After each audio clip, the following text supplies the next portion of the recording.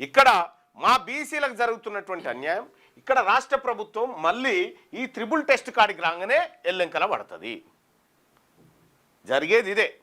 నిజంగా ఇప్పుడు ఏం చేయొచ్చు అంటే ఇదేంది స్థానిక సంస్థలు కదా, ఇది స్థానిక సంస్థల అంశమే, ఇంకా విద్యా ఉద్యోగాలు కాదు ఇంక ఇది. అయితే స్థానిక సంస్థల అంశం కాకుండా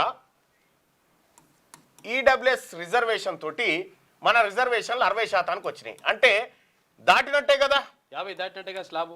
సుప్రీం చెప్పిన త్రిబుల్ టెస్ట్ దాటినట్టే కదా. మరి ఎక్కడ దాటింది ఇది? విద్యా ఉద్యోగాలలో దాటింది.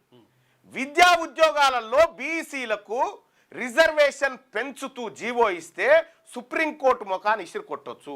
ఆల్రెడీ 60 దాటింది, కానీ ట్రిపుల్ టెస్ట్ ఎప్పుడో పోయింది అని చెప్పి నువ్వే అనగదొక్కినావు అని చెప్పొచ్చు. కానీ ఇది చేస్తలేడు. చూడు, విద్యా ఉద్యోగాల కార్యక్రమం చేస్తలేడు, ఓన్లీ రాని స్థానిక సంస్థల గురించే మాట్లాడుతున్నాడు.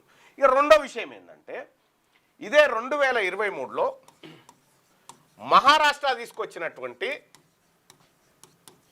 మహారాష్ట్ర ప్రభుత్వం తీసుకొచ్చిన ఇదే బీసీ రిజర్వేషన్ల జీవోను సుప్రీంకోర్టు కొట్టేసింది. మొన్ననే కొట్టేసింది. వాళ్ళు చేస్తానే ఆపుకుంటూ వచ్చారు. సో దాని పని చేశారు.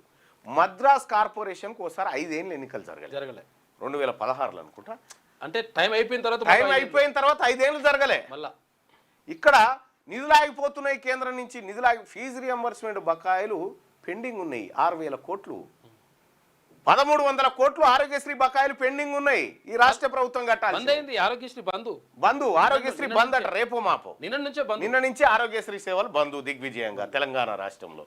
ఇక్కడ ఒంటె పెదవులకు నక్కాశ పడ్డట్టుగా మనల్ని రానికాడబెట్టి ఇప్పుడు ఈయన కోదండరామిరెడ్డి గారికి ఇచ్చినటువంటి ఎమ్మెల్సీ పదవి కంచైలయ్య గారికి ఇస్తే ఏ రాజ్యాంగం అడ్డుకోదు,